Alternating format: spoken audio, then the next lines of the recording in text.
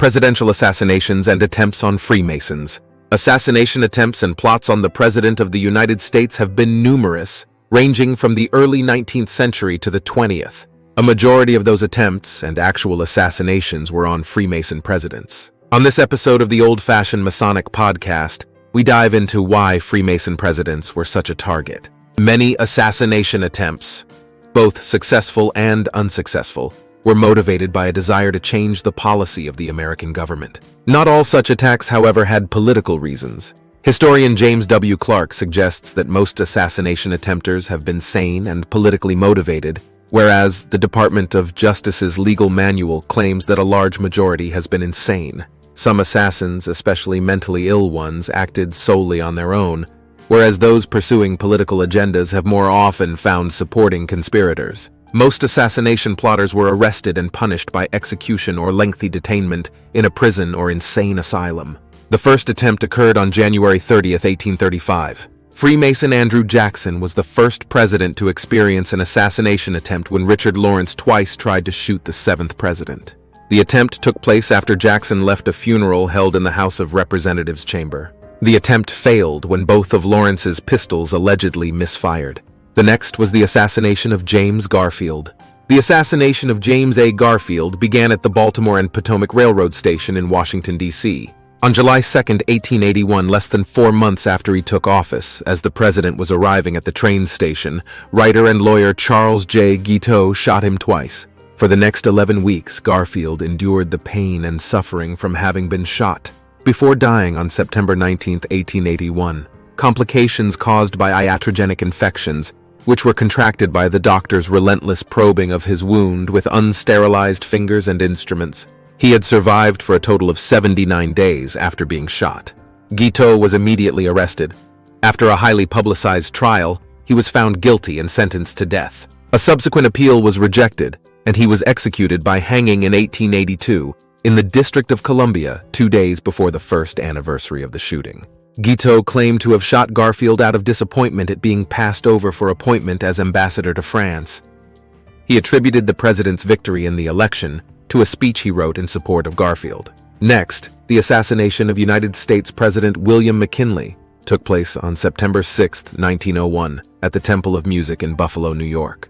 For those keeping notes, this was the second attempt in the month of September. McKinley, attending the Pan-American Exposition, was shot twice in the abdomen at close range by Leon Czolgosz, an anarchist. The first bullet ricocheted off either a button or an award medal on McKinley's jacket and lodged in his sleeve. The second shot pierced his stomach. Although McKinley initially appeared to be recovering, his condition rapidly declined due to gangrene and he died on September 14, 1901. Members of the crowd, started by James Benjamin Parker, subdued and captured Czolgosz.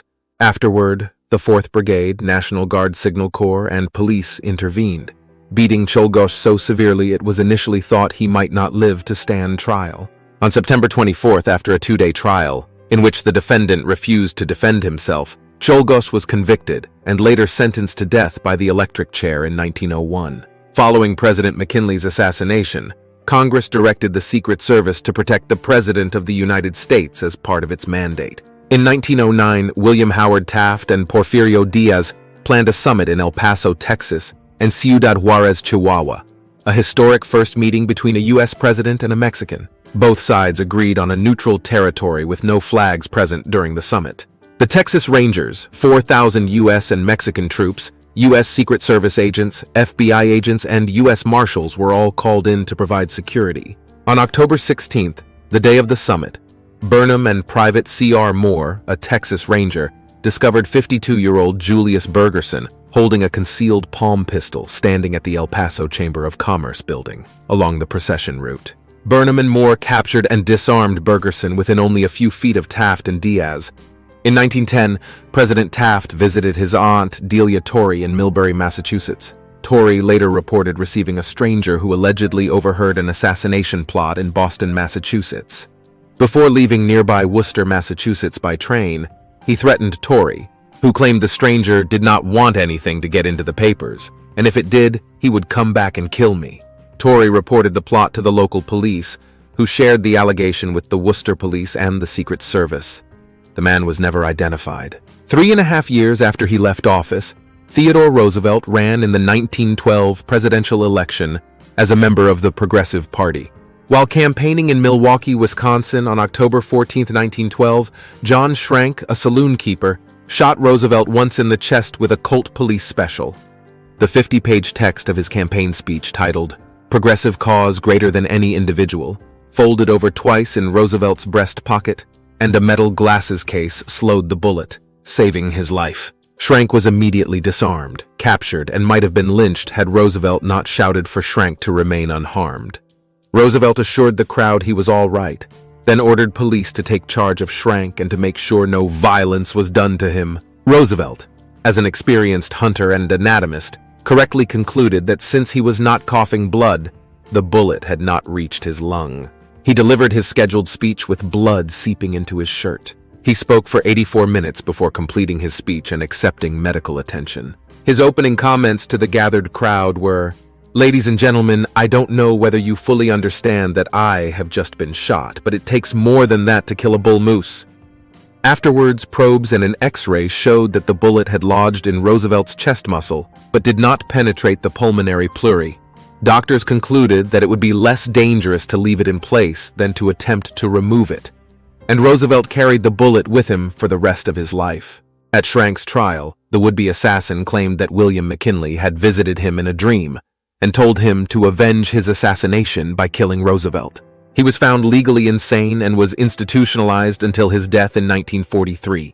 On February 15, 1933, 17 days before Roosevelt's first presidential inauguration, Giuseppe Zangara fired 5 shots at Roosevelt in Miami, Florida. Zangara's shots missed the president-elect, but Zangara did mortally wound Chicago Mayor Anton Cermak and injured 4 other people. Zangara pleaded guilty to the murder of Cermak and was executed in the electric chair in 1933. It has never been conclusively determined who was Zangara's target, but most assumed at first that he had been shooting at the president-elect. Another theory is that the attempt may have been ordered by the imprisoned Al Capone, and that Cermak, who had led a crackdown on the Chicago outfit and Chicago organized crime more generally, was the true target. The Soviet NKVD claimed to have discovered a Nazi German Waffen-SS plan to assassinate Roosevelt, Winston Churchill, and Joseph Stalin at the Tehran Conference in 1943. In mid-1947, the Zionist Stern Gang was believed to have sent a number of letter bombs addressed to President Truman and high-ranking staff at the White House. The Secret Service had been alerted by British intelligence after similar letters had been sent to high-ranking British officials, and the gang claimed credit. The mailroom of the White House intercepted the letters, and the Secret Service diffused them. At the time, the incident was not publicized. In 1950, 2 Puerto Rican pro-independence activists, Oscar Collazo and Griselio Torresola, attempted to kill President Truman at the Blair House. In the attack, Torresola injured White House policeman Joseph Downs and mortally wounded White House policeman Leslie Coffelt. Coffelt returned fire, killing Torresola with a shot to the head. Collazo wounded an officer before being shot in the stomach. Collazo survived with serious injuries. Officer Coffelt would die of his wounds 4 hours later in a hospital. Truman was not harmed, but he was placed at a huge risk. Collazo was convicted in a federal trial and received the death sentence. On September 5, 1975, yes, September again, Lynette Squeaky Frum, a follower of Charles Manson, drew a pistol on President Ford. She had 4 cartridges in the pistol's magazine, but none in the firing chamber. And as a result, the gun did not fire. She was quickly restrained by Secret Service agent Larry Buendorf. Frum was sentenced to life in prison. 17 days later, on September 22, 1975, Sarah Jane Moore fired a revolver at Ford from 40 feet away. A bystander, Oliver Sipple, grabbed Moore's arm and the shot missed Ford, striking a building wall and slightly injuring taxi driver John Ludwig. Moore was tried and convicted in federal court and sentenced to prison for life. Freemason presidents appeared to be targets of assassination on many occasions. Was this because they were a president? Was this because they were prominent Freemasons? Was is both? Don't forget to like and share this episode of the Old-Fashioned Masonic Podcast.